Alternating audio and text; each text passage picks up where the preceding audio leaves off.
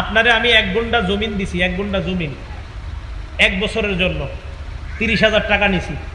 1 বছর পর 30,000 টাকা দিয়ে দিব, জমিন দিয়ে দিবেন। এই 1 বছর আপনি জমিনে চাষাবাদ করছেন, এটাই তো এলাকায় চলে সুদ।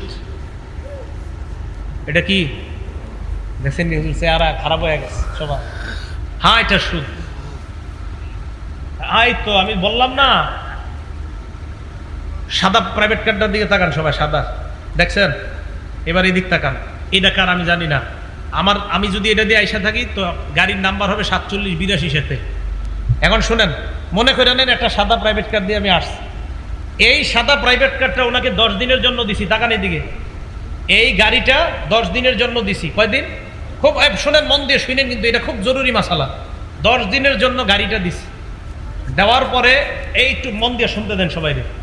গাড়িটা দেওয়ার পরে 10 দিনের জন্য 10,000 টাকা নিছি, সিকিউরিটি হিসাবে গাড়িটা দিছি। 10 দিন পর 10,000 দিয়ে দেবো, গাড়িটা দিয়ে দিবেন, বা 1 লাখ টাকা নিলাম। এখন ওনার ছেলে কি করছে? বাচ্চা মানুষ, আব্বা আমি একটু গাড়িতে উঠবো, মন চাইছে 10 দিনের মধ্যে। উনিও কি করছে?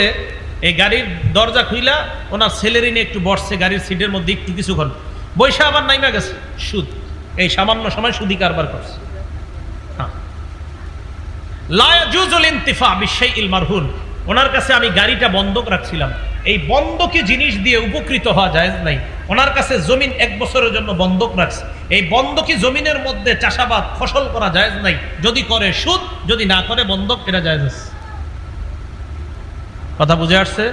এখন জানি আপনাদের থেকে একটা প্রশ্ন আসতে পারে, অগ্রিম বলে দিই। কি প্রশ্ন? হুজুর, যদি দেওয়ার সময় কিছু টাকা দিয়ে দেয়, দেওয়ার সময় যদি কি দিয়ে দেয়, এটার নাম বাটপারি। বলেন কি জায়েজ নেই? এই কাজই করেন না। হ্যাঁ, এটা করেন না। ভাড়া দেন, ভাড়া জায়েজ আছে, ভাড়া জায়েজ। ওনারে আমি জমিনটা দিব 1 বছরের জন্য, 5,000 10,000 ভাড়া নিব, টাকা আর পাবে না। আমি জমিন 1 বছর পরে পেয়ে যাবো, শেষ, টাকা পাবে না। এটা লিজ, ভাড়া, এটা জায়েজ। সবার বুঝে আসছে? বিভিন্ন এলাকায় মসজিদের জমিন এইভাবে বছরে লাগায় সুদি টাকা মসজিদে লাগানো হচ্ছে। তাহলে বলেন তো, শেষে যে সুদের কথাটা বললাম, মুসান্নাফে আব্দুর রাজ্জাকে এই জাতীয় একটা সুরত আছে। এক ব্যক্তি আরেকজনে ঘোড়া দিছে, ঘোড়া বন্ধক দেওয়ার পর তো টাকা নিছে বা যা নিছে, ওই বন্ধকি ঘোড়ার উপরে উনি একদিন উঠছে। ওঠার পর যিনি দেখছেন আলেম বড় তাবি, উনি বললেন, এই তুমি কি করলা? এটা না বন্ধকি ঘোড়া? কয় হ্যাঁ। তুমি উঠলা কেন? এই যে সুদি কারবার করলা।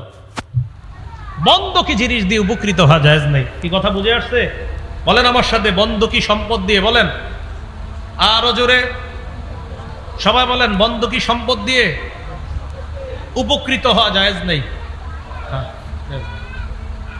তাহলে জমিন দিমু, টাকা নিলাম, এই জমিন শুধু ওনার কাছে থাকবে সিকিউরিটি হিসাবে। টাকা যদি মেরে দিই, এই জন্য থাকবে। চাষাবাদ ফসল কিচ্ছু করবে না, শুধু রেখে দিবে। টাকা দিমু, জমিন দিয়ে দিবে, এটার নাম বন্ধক। কিছু করবে, এটার নাম সুদ।